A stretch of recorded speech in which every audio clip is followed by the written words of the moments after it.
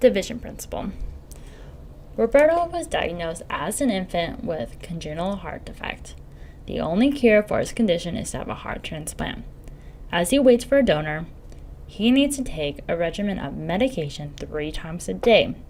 And if there's 12 pills every day, how many pills are in each of his regimens? Use this equation to help him find his answer, which is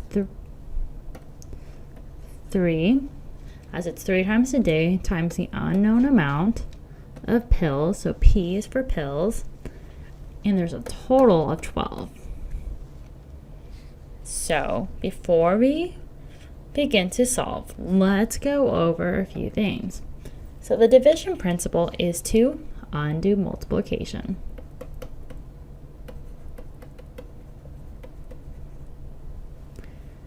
We do this by doing the opposite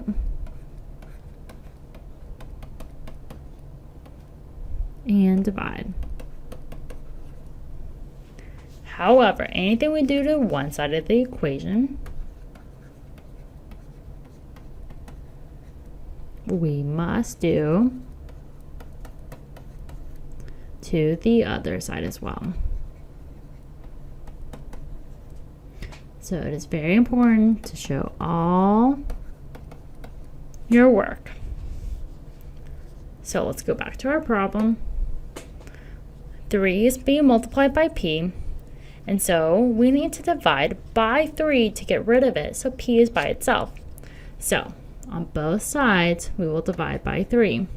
So we can just do it like this, because that is a way to show a division. And then we divide by 3 on the other. So 3 divided by 3 is just 1. So we're left with just P. Now we have 12 divided by 3, which is equal to 4. So P is equal to 4. Now let's double check our work. So let's substitute the number 4 into P. So 3 times 4, we want to make sure this is 12. So 3 times 4 is 12. So 12 is equal to 12. This checks out. Now let's look at another example. Sophia is a cardiologist. As part of her job, she spends 300 minutes every day reviewing echocardiograms to look for congenital cardiac defects that will need medical interventions. If it takes her 30 minutes to review each recording of a patient's heart, how many patients' echocardiograms will she be able to review daily? Use the following equation to determine your answer. 30n is equal to 300. Once again, before we answer this question, let's look at what it's asking.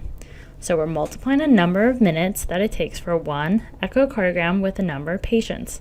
Since we do not know the number of patients, we are using the variable n as our placeholder for that number. These two numbers are then multiplied together to equal 300 minutes. Since the letter n is being multiplied, and we do need to do the opposite to get by itself, so we need to divide by 30. So if we divide on 30 on one side, we will divide by 30 on the other.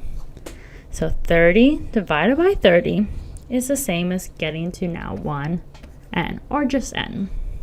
Now 300 divided by 30,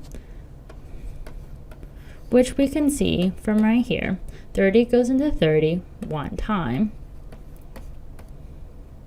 So we have 0 there, bring down the 0, 30 now goes into 0 times. So we have 10. So 1n, or n, is equal to 10. Now we can double check this. So 30 times 10 is equal to 300.